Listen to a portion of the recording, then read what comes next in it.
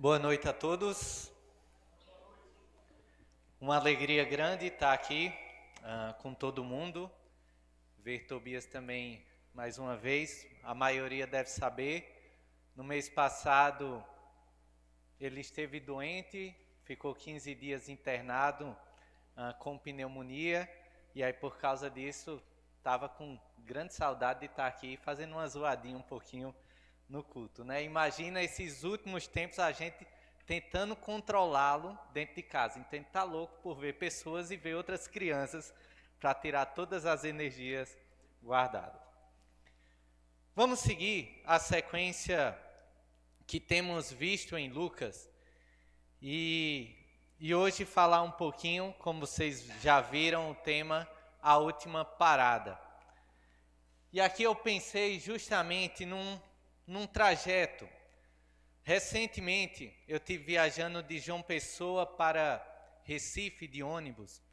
E assim que estava ainda no terminal em João Pessoa, parece que teve alguns incidentes aí nos últimos tempos, que saindo para lá, o motorista subiu para dar alguns avisos, dizendo que o ônibus iria até o terminal final ali em Recife, só que antes teriam duas paradas. Uma primeira em Abreu e Lima, onde que ninguém poderia subir, ninguém poderia descer, e depois outra na Caxangá, quem quisesse ali ir para aeroporto, alguns outros locais, era melhor. E caso você não descesse ali, você não tinha mais alternativa, tinha que ir para o terminal. E ao ver a mensagem de hoje, ao ler o texto, eu pensei o quanto da nossa vida também é uma jornada, assim como o ônibus parte de um ponto para o outro. O quanto, não saindo de um só lugar, mas as nossas vidas têm vários pontos de partida. E dependendo das decisões que a gente vai tomando, a rota vai sendo traçada.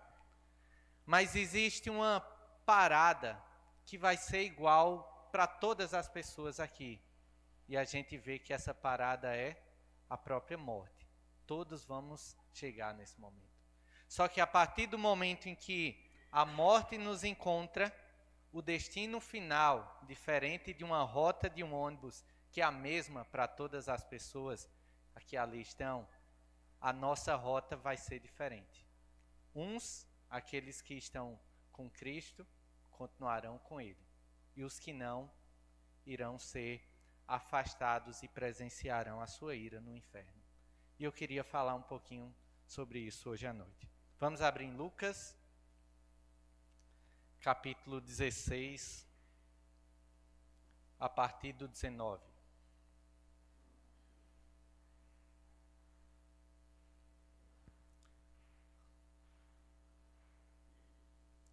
Lucas, capítulo 16, a partir do 19.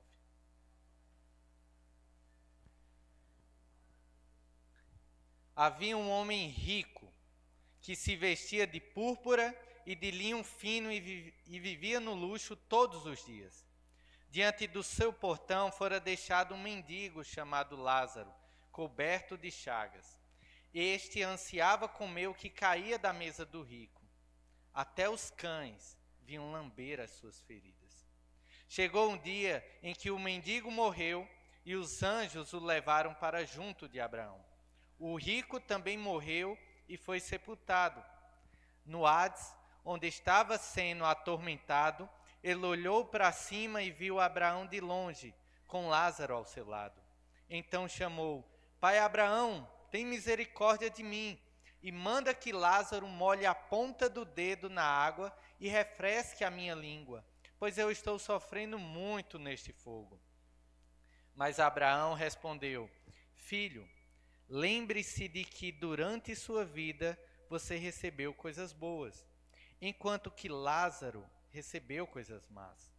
Agora, porém, ele está sendo consolado aqui, e você está em sofrimento. E além disso, entre vocês e nós, há um grande abismo, de forma que os que desejam passar do nosso lado para o seu, ou do seu lado para o nosso, não conseguem. Ele respondeu: então te suplico, pai, manda Lázaro ir à casa de meu pai, pois tenho 5 irmãos. Deixa que ele os avise a fim de que eles não venham também para este lugar de tormento. Abraão respondeu: eles têm Moisés e os profetas, que os ouçam. Não, pai Abraão, disse ele, mas se alguém dentre os mortos fosse até eles, eles se arrependeriam. E Abraão respondeu: se não ouvem a Moisés e aos profetas, tampouco se deixarão convencer, ainda que ressuscite alguém dentre os mortos. Vamos orar? Querido Deus, nós lemos tua palavra, nós sabemos que essa é uma passagem que tem as suas dificuldades, mas pedimos para que o Senhor fale ao nosso coração, Deus, por meio dela. Ajuda para que tua palavra seja pregada fielmente, Deus, e corações possam se voltar para ti nessa noite. É assim que nós oramos, em nome de Jesus. Amém. Então, vendo só um pouquinho do contexto, antes da gente entrar aqui, a gente vem acompanhando que em Lucas, no capítulo 15, ele descreve algumas parábolas, e a gente estudou elas, a da ovelha, a da moeda perdida, a dos filhos perdidos. E logo em seguida, semana passada, Alex aqui trouxe o texto e ele, quando eu fui assistir a pregação depois, ele disse que eu teria que falar essa primeira parte, se era aqui uma parábola ou não, né? Eu nem ia entrar nisso, eu fui mal, o pastor falou, agora eu vou ter que trazer. E eu creio, sim, que temos 2 parábolas. Aqui foi contada anteriormente, semana passada, e aqui uma.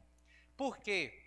A estrutura, quando ela é observada, principalmente da semana passada, o primeiro texto, ele vai mostrar que aqui é como se fosse uma continuação daquilo que Jesus ele começa a apresentar ali no primeiro momento para os fariseus.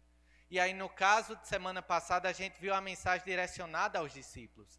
Nesse sentido, pode ser que o coração deles, ao verem justamente os fariseus sendo questionados, brotasse algum momento, e ele puxa então aqui para trazer essa narrativa aos seus discípulos.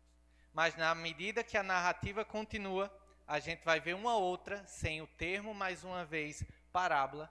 Mas por que então seria uma parábola também? Porque aqui não era simplesmente uma história de imaginação daquela época.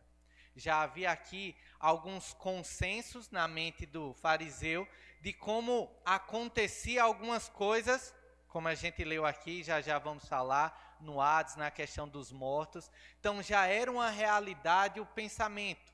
Trazendo para hoje, ele já tinha uma perspectiva bíblica de como isso acontecia. Então, na realidade, a gente vai ver que Jesus usa dessa perspectiva para trazer, como uma parábola traz, uma direção, na realidade, um princípio, para que eles viessem a seguir. E então, a gente pôde ver, semana passada, uma ênfase na questão do dinheiro. E Lucas 16, no versículo 3, ele vai falar que o homem não pode servir a 2 senhores. Deve ter exclusividade perante o Senhor. E não, o dinheiro é uma das coisas que mais faz, gente, o nosso coração se distanciar do Senhor.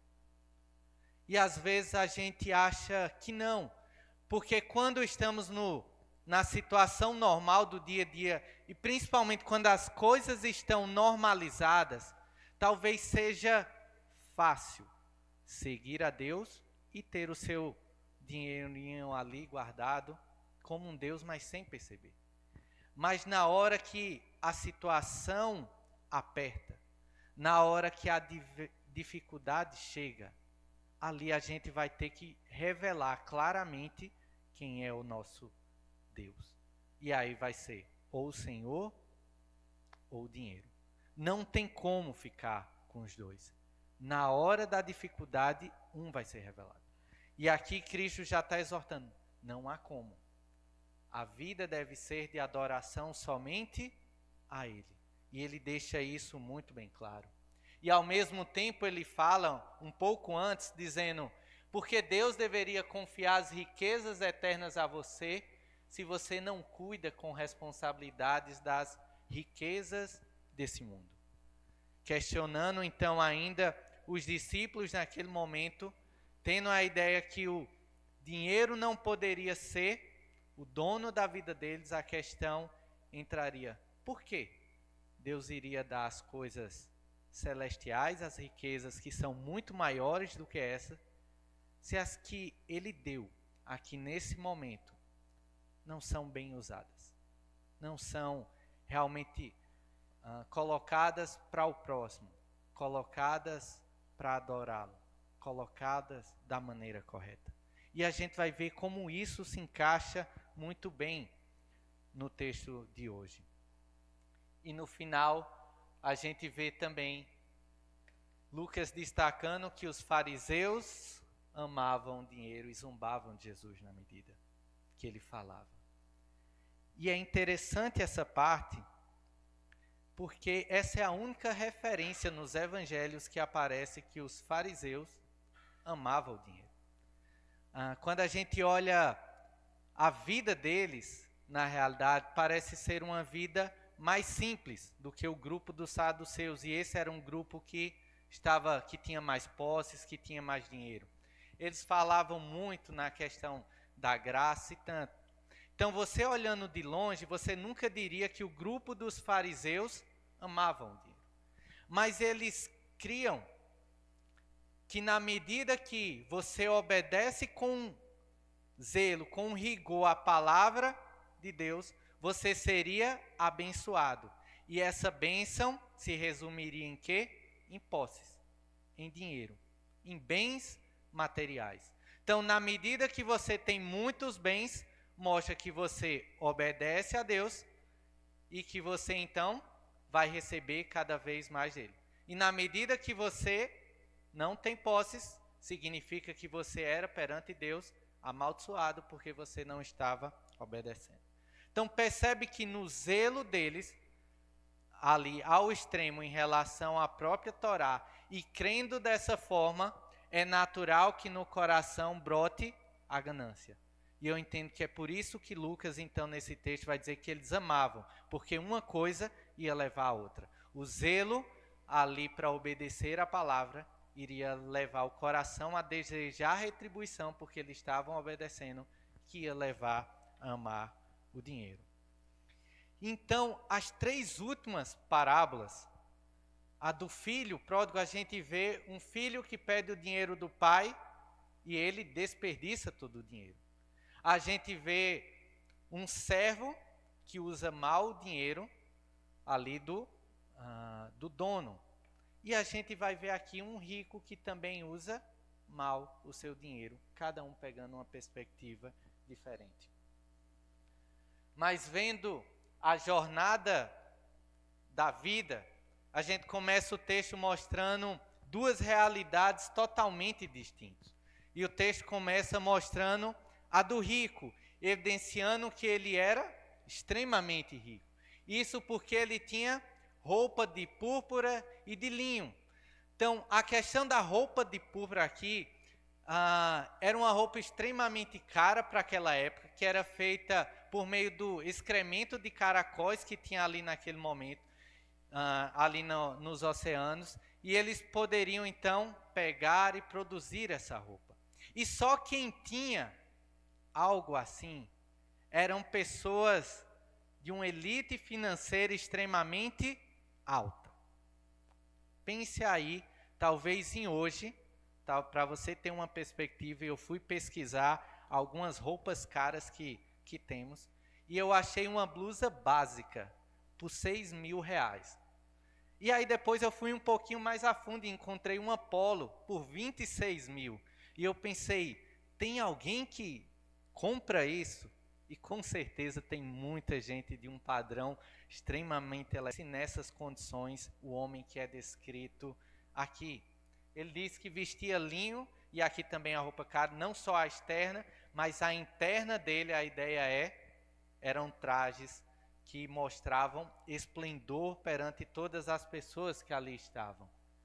Ele tinha uma vida luxuosa, aqui pensar na alimentação dele como um todo, o banquete no café, no almoço, na janta, no lanche, e não só em um momento. Assim como ele se vestia, como comia, mas todos os dias. Quando a gente compra uma roupa nova, a gente guarda para aquele momento especial. Se você for mais novo e tiver uma mãe do lado, quando você vestir, ela vai dizer, tira, que não é o momento que você usar. Se você talvez aí o homem comprou e está usando normal, sua esposa vai chegar já casada e dizer, tira, não é o momento de usar, roupa nova, tem um canto de sair. Mas aqui ele se vestia assim todos os dias. É como se não fosse nada. E ao mesmo tempo a gente vê, e talvez o que nos choca, ele não é descrito como alguém corrupto, como alguém que roubava. Não há nada que descreva uma qualidade, no caso não qualidade, né, mas uma característica negativa desse homem. Simplesmente tinha dinheiro, era o meio que ele vivia, e assim ele usufruía das coisas em sua volta. Ao mesmo tempo, o texto vai descrever um mendigo. E pensando numa parábola, essa é a única parábola que é dada um nome aos personagens. E o nome é Lázaro. E Lázaro aqui vem de um termo hebraico, de um nome hebraico chamado Eleazar, que significa aquele a quem Deus cuida. E quando a gente olha para esse início desse texto, parece tudo, menos que Deus está cuidando da vida desse homem. E isso se torna uma grande ironia no início do texto. Ao desenrolar, a gente entende. Então, era um dos nomes populares daquela época para mostrar que ele, diferente do homem rico, na realidade, ele era alguém extremamente comum. Ao ponto que ele não tinha forças suficientes, o texto vai dizer que ele é levado até lá. Então, nem para conseguir estar naquele local, ele tinha forças para ir. Ele precisou que algumas pessoas o deixassem. E era normal naquela época, pessoas em situações complicadas como era dele, serem deixadas na casa de pessoas que tinham mais condições, que eram ricas. Porque fora a cultura que já tinha de se ajudar o necessitado, essas pessoas ricas tinham uma responsabilidade para aqueles que estavam fora ali. Então era normal esse ato de alguém deixar outro na porta, para que essa pessoa olhasse, visse a condição dele e naturalmente ajudasse, já que Deus tinha proporcionado muitos bens para aquele homem ali. Então a gente vê que ele estava cheio de úlceras em sua pele, ele estava faminto ali, e a única companhia que ele tinha eram os cães que estavam em volta. E aqui não eram cães de estimação como a gente tem hoje. Aqui eram cães de guarda para proteger aquele momento. É uma cena difícil de se imaginar. Mas nesse momento, os cães eram os únicos que talvez demonstrassem uma certa compaixão por esse homem, ao lamber suas feridas e talvez aliviar algo que eles tinham sentido. Mas nessa jornada, que é colocada aqui de forma distinta para cada um deles, a morte é uma parada inevitável. A gente vai ver no texto, a morte de Lázaro não tem nenhum tipo de descrição. No primeiro momento ali, provavelmente não tinha família, não tinha amigos, provavelmente não foi sepultado num bom local, ele simplesmente morre. Mas aí a gente vê o Deus que cuida. E no momento que morre, o texto vai mostrar que ele é escoltado por anjos. E aqui começa a ter um pouquinho da tradição judaica naquela época. Eles acreditavam que quando uma pessoa morria, Então, nessa ida dele, iriam anjos escoltando a pessoa até o céu. E a gente percebe até no livro de Judas que eles acreditavam que o diabo poderia aparecer nesse meio, então, para contender com o anjo e tentar levar o corpo para o inferno, porque tinha acusações contra ele. A gente vê esse relato quando fala em relação a Moisés ali, quando ele faz uma citação, esqueci agora do livro apócrifo. Então, havia essa cultura. Então, na história que Jesus aqui está contando, na parábola, ele coloca esses elementos que eram cridos por cada um deles. Anjos o escoltam. Se antes ele não tinha ninguém, ou simplesmente a companhia de cães, na sua partida, são os anjos que estão conduzindo. E está conduzindo para junto de Abraão, o pai da fé. Aquele que tinha recebido a promessa de Deus que teria muitos descendentes. E a ideia aqui de junto é a ideia de aconchego, de abraço, de intimidade, de como ele está agora nesse momento reclinado, deitado em Abraão. No momento em que ele não tem nada. A partir de agora que ele morre, o seu destino é o céu e a chave vira. E Lázaro, a partir de agora, ele está com o Senhor, recebendo o cuidado do Senhor. Mas ao mesmo tempo, a gente vai ver a descrição do homem rico. O texto diz que ele morre e ele é sepultado. Então, como era comum na época, teve aí a procissão até o local de enterrá-lo. Provavelmente diversas pessoas discursando a favor dele, falando quanto ele tinha feito bem, talvez a algumas pessoas, mostrando as suas posses, tudo que ele tinha conquistado e assim por diante. Exaltado nesse momento. Mas o texto logo em seguida mostra que o seu destino é diferente. O seu destino é o Hades. E aqui, o que é que eles entendiam por Hades? Eles entendiam que o Hades, e a gente já pensa em Hades, inferno, num local totalmente de tormento. E é isso que Jesus descreve quando ele fala nos evangelhos.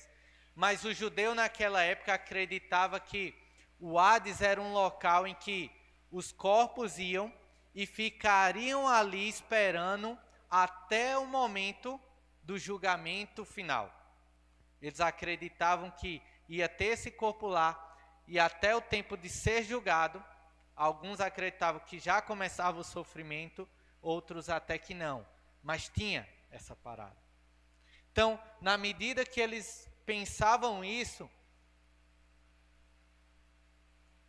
a gente vai ver o quanto Deus antes, ele inverte aqui a situação. A suntuosidade desfrutada pelo rico em vida é desfrutada por Lázaro na eternidade. Enquanto a privação sofrida por Lázaro em vida é o destino do homem rico na eternidade. E na medida que agora cada um só está no seu local, a gente vai ver a imagem de um conseguindo ver o outro. E aqui, gente, esse texto é uma parábola. Não quer dizer que todos esses elementos, só para deixar claro, é assim que é a realidade. Ele está usando algo da tradição para trazer uma verdade. E mais uma vez aqui, a tradição acreditavam que um grupo conseguiria ver o outro. E eles ainda diziam que talvez a tristeza de um lado ou a alegria poderia aumentar por aquilo que eles estavam vendo e presenciando. Esse era o pensamento do judeu naquele momento. Só que eu quero que você pense nesse homem rico, que tinha todas as coisas, e ele acorda no inferno, sendo atormentado. E ele consegue ver pai Abraão, ele consegue ver Lázaro. O que será que ele deveria falar? O que é que você espera que esse homem rico dissesse ao perceber o local que ele estava e o tormento que ele estava? E vendo Abraão ali. será que as primeiras palavras não deveriam ser perdão? Talvez perdão para Lázaro. Ele conhecia Lázaro. Ele tinha visto Lázaro à porta da sua casa. E provavelmente não fez nada durante todo esse tempo. Ele está vendo Abraão e ele está ali no inferno e ele simplesmente não está nem aí para a realidade dele como um todo. A gente vai ver diferente. Olha o que o texto diz no versículo 24, antes daqui. 23. No Hades, onde estava sendo atormentado, ele olhou para cima, viu Abraão de longe com Lázaro ao seu lado. Então o chamou aqui mesmo. Pai Abraão, tem misericórdia de mim e manda que Lázaro molhe a ponta do dedo na água e refresque a minha língua, porque estou sofrendo neste fogo. Pai Abraão, ele usou a carta que ele tinha na manga. Ele achou que por causa da descendência dele, estava tudo certo. A linhagem dele garantia que ele estaria no céu. E agora não adianta chamar de pai. Não adianta querer ter parentesco, porque ele não tinha parentesco nenhum. E diante disso, ele ainda acha que ele está no topo. Manda que Lázaro haja e alivie a minha dor. Alivie o meu tormento, que ele tenha misericórdia de mim. Enquanto a vida toda, ele não teve misericórdia de quem estava em volta dele. Ele acha que Lázaro ainda é um serviçal e que ele é o homem rico que pode mandar em todas as coisas, que após a morte a estrutura não mudaria. Ele pode até estar ali sofrendo, mas ele ainda pode dar ordens àquele que não era nada na vida. E então, Abraão vai falar, filho, e aqui a ideia de filho não é que ele de fato era um filho, mas Abraão não está sendo duro, está sendo simplesmente gentil na forma como fala com ele. E ele diz, lembre-se que durante a sua vida você recebeu coisas boas, enquanto que Lázaro recebeu coisas más. Lembre-se. Esse homem, ele passou a vida toda dele só olhando o presente. E ele não conseguia pensar no futuro. E agora o que Abraão está mandando ele fazer? Olhar para trás e ver as oportunidades que ele teve na vida. E ele perceber as coisas que Deus colocou na mão dele. E que na realidade ele não fez nada. E essa é uma realidade que passa por a gente. Muitas das vezes a gente está aqui vivendo as coisas desse momento e a gente esquece de parar e pensar um pouquinho no futuro, em como é as coisas. Principalmente quando trata da vida final ali, o que acontece depois da morte. E a gente vai chegando, empurrando, e acha que isso não é um assunto de agora.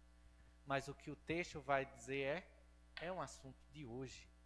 Pensar em como está o nosso destino final. A última parada da nossa vida. O que é que vai acontecer? Você já sabe a resposta para essa pergunta? Qual o destino final da sua vida? Esse homem não prestou atenção. E agora Abraão está mandando ele olhar. E o texto vai, quando a gente para aqui no 25, vai trazer uma situação um pouco complicada de entender. Você recebeu coisas boas, enquanto Lázaro recebeu as coisas más. Algo que acontece aqui é uma reversão. Só que as coisas é tão simples assim. O rico, porque é rico, vai para o inferno. O pobre, porque é pobre, vai para o céu. Não é isso que o texto quer dizer, e quando a gente chegar no final vamos ver claramente. Mas a própria escritura, a gente vê que há pessoas com dinheiro, há pessoas com posses que serviram a Deus. A gente vê a rainha Esther, A gente vê Salomão, a gente vê Filemon, a gente vê Lídia depois se achegando à fé, a gente vê com pessoas com recursos. Então, a gente não pode dizer que o dinheiro por si só, ele é mau e por isso quem tem dinheiro está no inferno. Não é essa a mensagem da parábola. Assim como a pobreza, da mesma forma. Provérbios muito claro em revelar que a pobreza ela pode vir de muitas formas. Tem pessoas que infelizmente vão nascer nessa situação, ou por algo que aconteça na vida, cai nessa. Mas vai ter várias outras que hoje são pobres e vivem nesse estado de pobreza, talvez por preguiça, simplesmente porque não quer trabalhar. Outros vão estar nessa vida por causa da embriaguez, do vício em tantas outras coisas. Outros podem entrar nessa vida porque não sabe usar bem o seu dinheiro. Gasta tudo, toda forma. E aí há vários fatores que podem levar. Então não é uma questão genérica aqui. Embora nesse primeiro momento ele está falando, mas a gente vai ver, guarda essa informação, que mais para frente a gente vai entender completamente isso. E ela ainda diz: além disso, entre vocês e nós há um grande abismo, de forma que os que desejam passar do nosso lado para o céu, ou do seu lado para o nosso, não conseguem. E aqui é um ponto importante. Há um abismo. Há uma separação entre um e o outro. E a ideia aqui de ter, e esse verbo aqui, significa que é uma ação determinada por Deus que não pode ser alterada. A partir do momento que está ali, esse abismo foi colocado desde o princípio, ele é um local fixo, intransponível, que separa o justo do condenado. O julgamento é irrevogável. A partir do momento em que a morte, ela chega, como a gente pode ver, a eternidade não pode ser mudada de forma alguma, porque Deus assim o fez. Esse texto é um texto muito claro que vai dizer que não há possibilidade, daqui a gente tira o princípio, de alguma forma um transitar de um lado para o outro. O texto é muito claro dizendo, não tem. Por isso o tempo da gente pensar em como estar a nossa vida é hoje, é agora. É céu ou inferno? Como tem sido a condução dela? O texto está nos chamando a pensar agora, para que mais para frente não seja tarde demais.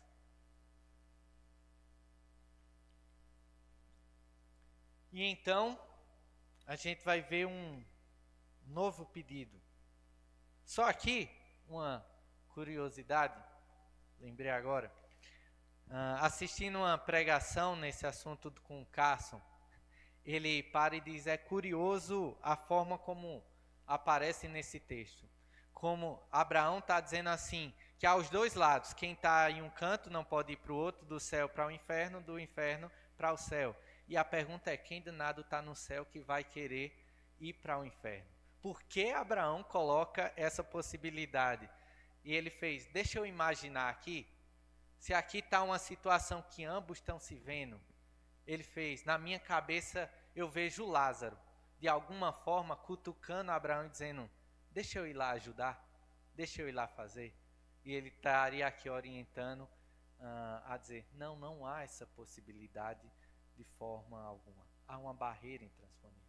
Para tentar fazer uma distinção aí então, colocando essa imaginação do rico para Lázaro. O rico que não queria ajudar enquanto ele estava ali ainda pensando em ajudar.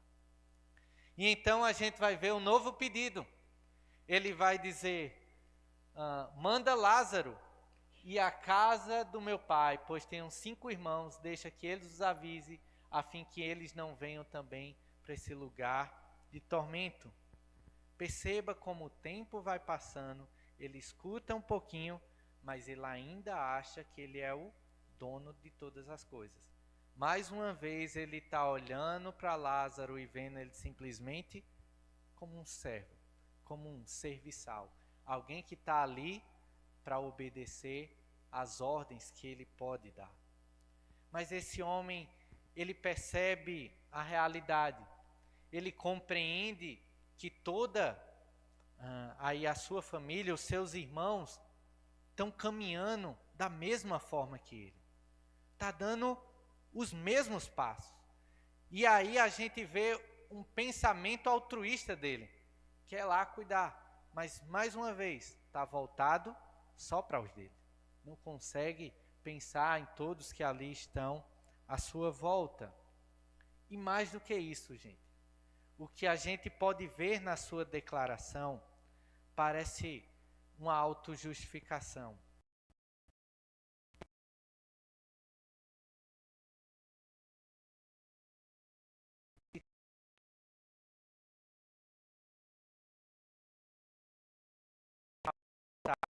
E sido com ele, ele não estaria lá. Faltou uma certa misericórdia de Deus em avisá-lo claramente. Parece que ele ainda está aqui se justificando na realidade, que ele está, porque não teve a oportunidade de ouvir claramente como ele está querendo fazer para os que são seus. E a gente vai ver o diálogo então final. Abraão, bem direto, diz: eles têm Moisés e os profetas. E a gente viu aqui semana passada, eles têm a palavra de Deus. Eles têm o Antigo Testamento, que eles aprendam a ouvir. E é isso que necessitamos, é ouvir da palavra de Deus. A mesma ideia que ele traz, e hoje a gente tem o Antigo e o Novo, toda a revelação completa, isso é o que precisamos, é ouvir essa palavra. Só que parece que nos tempos de hoje, a gente ainda está com o mesmo pensamento dele. E é discordar de Abraão. Ele tenta corrigir aqui a teologia de Abraão. Dizer, não, só a palavra não é suficiente. Eles precisam que tenha uma revelação maior. Precisa que, em sonho, e aqui provavelmente, apareça e dê a ordem para que eles de fato creiam e mudem o seu destino. E na realidade o destino que ele está querendo evitar aqui é só o destino de tormento. Ele não quer conversar com seus irmãos entendendo que as atitudes deles estão erradas e eles precisam ser transformados e mudar. É só assim, vamos tentar livrar do tormento final. E se fizer dessa forma, se Lázaro for lá, aí sim, eles vão acreditar. Não, a palavra não é suficiente não, precisamos de algo. E Abraão então vai terminar mostrando que o problema na realidade é a incredulidade que está no coração. Porque ele vai dizer, mesmo que ressuscite, eles ainda vão continuar sem crer. Mesmo que alguém ressuscite. E a gente conhece algumas histórias de ressurreição. Lázaro, não esse Lázaro, mas irmão de Maria e Marta, ele ressuscita, e o texto em João vai mostrar isso. E você lembra quantas pessoas se converteram por causa da ressurreição de Lázaro? O texto não descreve. Mostra a família alegre, na realidade é o oposto. Muitos se reúnem ali e vão falar contra Jesus Cristo, querendo então a sua morte de toda forma. Aqui, Lucas está escrevendo para um povo que já viu a ressurreição de Cristo. Quantos creem em Jesus Cristo simplesmente por ver Ele novamente? É pela palavra que pessoas são transformadas. Foi pela palavra que Pedro pregou, logo ali em Atos, que 3.000 se convertem. Ali todas as coisas já tinham chegado ao fim. A revelação em si estava completa. Jesus já tinha se encarnado, crescido, morrido. A ressurreição tinha acontecido, elevado aos céus. A mensagem estava pronta. E é por meio da palavra, porque o evangelho ainda ecoa hoje e deve ser ouvido. E a gente está no tempo de querer viver pelas experiências. E a experiência, ela brota da palavra. Se você não tem experiência diária aqui, as outras podem até acontecer pela misericórdia de Deus, mas muitas delas talvez vão ser distorcidas e vão fazer com que nos enganemos nessa situação. A salvação, ela é resultado da resposta de fé e não de um espetáculo ou sinal. Se fosse simplesmente por um sinal, Jesus fez vários e mesmo assim nada aconteceu. Às vezes a gente escuta de algumas pessoas dizendo, na época de Jesus era mais fácil de se converter, porque a gente conseguia ver as ações dele ali, os milagres acontecendo. Não era. E ele deixou muito claro isso, dizendo que os seus discípulos fariam obras maiores do que a dele. E o fazer a obra maior do que a dele é por meio do anúncio, da pregação do evangelho, as pessoas iriam se voltar para ele, porque a obra dele já havia sido realizada como um todo e agora ele poderia pregar. E iria acontecer as coisas. Hoje é mais fácil do que na própria época de Jesus. Por quê? Porque a gente tem a revelação completa. Porque a gente tem o Espírito Santo atuando para convencer o homem dos seus pecados. Pensando em 3 aplicações rapidinho agora. E essas aplicações, elas não são minhas, elas são de um sermão do Carson. Primeiro, há uma esfera de alegria a ser perseguida e um lugar de tormento para fugir. Isso é muito claro no texto. Há uma esfera de alegria. E a Bíblia ela vai trazer detalhes de ambos os lugares. A gente olha e vê a descrição dos novos céus e da nova terra. A gente vê o quanto vai haver de trabalho ainda desse momento. E aí, sem as dores do próprio trabalho. A oração que terá perante o trono de Deus. A gente vê a nossa vida sempre conhecendo, buscando conhecer mais a Ele sem nenhum impedimento mais. A gente pode ver uma diversidade cultural toda reunida, todo o povo, toda a nação, toda a tribo, toda a língua ali naquele momento. Deus é muito claro ao pintar tudo como vai ser. E pensando do dinheiro, ele coloca no texto final, serão as ruas. A gente não vai dar mais valor, vai perceber o quanto isso é nada perante as riquezas celestiais que ele tem para dar. Perante o desfrutar de intimidade com ele para todo sempre. Mas ao mesmo tempo, a Bíblia é muito clara ao mostrar o inferno. Ao descrever como um local de tormento, ao descrever como um local de correntes, de prisão, de fogo, de sofrimento e assim por diante. Há essas duas realidades. E por muito tempo e alguns cantos querem negar essa segunda possibilidade, mas é evidente na Bíblia que é um local. E esse local é para todos aqueles que não creem em Jesus Cristo. Para que todos aqueles que não creem na palavra que foi revelada. Então o ponto é, estamos crendo de fato em Jesus Cristo?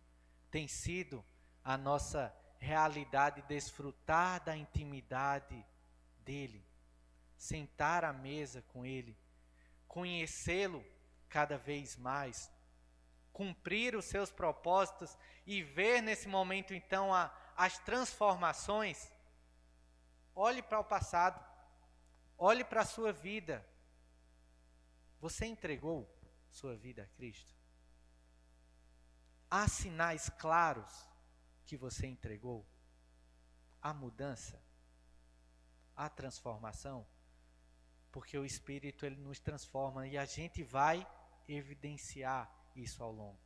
E precisamos sondar o nosso coração, examiná-lo e ver realmente tudo que ali está. Peça para que Deus faça isso, para que a gente perceba essas realidades e se preocupe com essa realidade do inferno. Segundo, as coisas que mais temos orgulho nessa vida podem nos cegar para a necessidade da graça. E qual foi a coisa que cegou esse homem? As riquezas.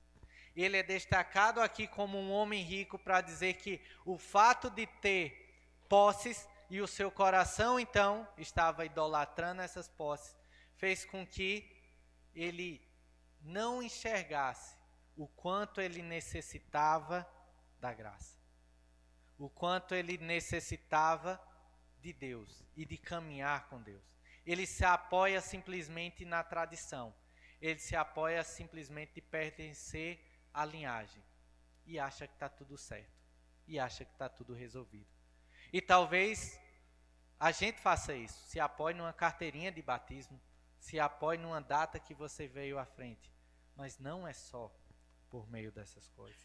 Precisamos ter cuidado, porque isso toma o nosso coração, gente. Como eu falei no início, o dinheiro toma um lugar muito fácil. E a gente precisa estar constantemente avaliando para ele não tomar. E eu fiquei pensando em casa,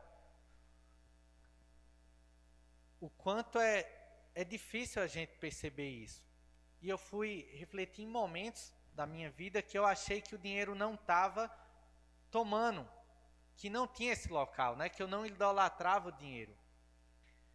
Mas houve situações, como vários momentos a gente coloca aqui, da gente aumentar a oferta missionária, por exemplo.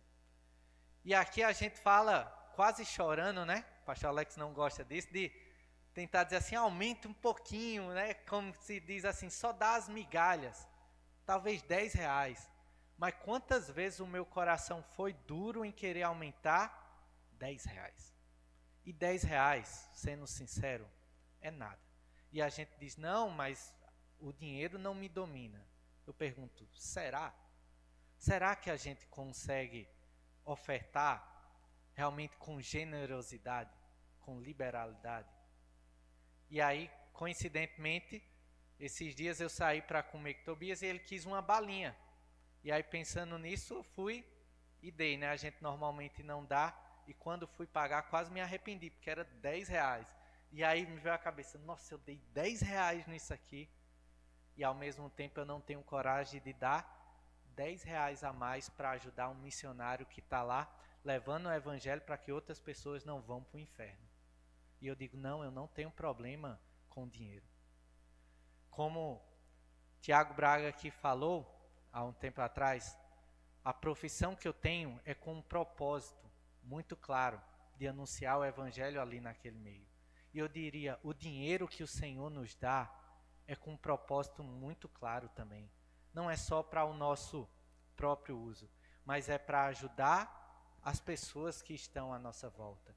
É para a gente ter compaixão e ajudar o necessitado. E aqui nessa parábola, esse é o alvo. O ler, entender, ouvir Moisés e os profetas aqui para esse homem, seria entender que ele deveria ter ajudado o necessitado que estava à sua porta, enquanto ele vivia, mas ele estava idolatrando o próprio dinheiro. E essa é a ênfase destacada aqui no texto. Então, cuidado, para que nem o dinheiro, nem a reputação, nem qualquer outra coisa perceba, faça com que você não perceba a necessidade de graça em sua vida. E ouça o testemunho das Escrituras, gente. Ouça a palavra de Deus. Se debruce diante dela. Se você está aqui e ainda não conhece ao Senhor, estuda mais. Ou melhor, talvez você não consiga. Chame outra pessoa para te ensinar. E se você já conhece a palavra do Senhor, eu diria, como o Cris colocou, leve a outras pessoas. é por meio da palavra que as pessoas irão se voltar para Deus. E por que a gente não prega? Qual foi a última vez que você chamou alguém para ensinar a palavra do Senhor? Para fazer um conhecendo Jesus e mostrar ali. Pensa aí rapidinho. Qual foi a última vez que você convidou alguém? E não simplesmente que apareceu aqui na igreja. Se apareceu, bom que você chegou. Mas no meio onde Deus te colocou. Qual foi a última vez que você falou? O evangelho ainda ecoa hoje. E a gente precisa falar para que pessoas tomem decisões agora. Como C.S. Lewis colocou para a gente encerrar, quando o autor sobe no palco, a peça chegou ao fim. Deus certamente invadirá, mas de que adiantará dizer nesta hora que você está do lado dele? Pois nesse momento Deus aparecerá sem disfarces, algo tão avassalador que encherá todas as criaturas de amor irresistível ou de terror irresistível. Será tarde demais para escolher que lado você estará. De nada adianta dizer que você escolheu se deitar, quando se tornou impossível levantar. Esse não será um momento de escolha, será um momento em que descobriremos qual lado verdadeiramente escolhemos, de modo consciente ou não. Agora, hoje, este é o momento, é nossa oportunidade de escolher o lado certo. A questão é, onde a sua vida está te levando? Qual será a última parada? Ainda é tempo do Senhor Jesus entrar e mudar o destino. Porque se Ele não está, saiba que a sua última parada é o inferno. Mas com Ele, Ele pode mudar a rota e fazer com que você viva eternamente ao seu lado, servindo. Vamos orar?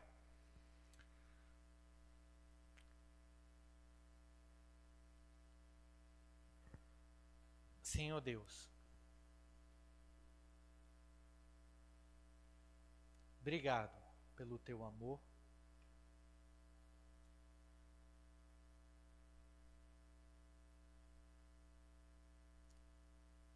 De ter enviado a Cristo Jesus para morrer naquela cruz, levando os meus pecados, para que hoje eu pudesse ter vida, para que a rota da minha vida fosse totalmente mudada. Obrigado por tua graça, Senhor, totalmente imerecida, Senhor. Que a tua palavra continue a ser pregada hoje.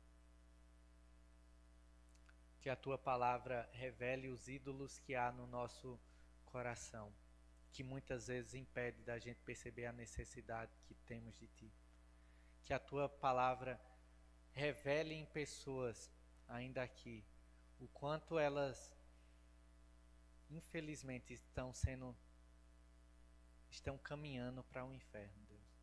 Que o Senhor abra os seus olhos, para que essas pessoas se voltem completamente para ti, se dobrem perante o Senhor e alcancem a salvação, Senhor.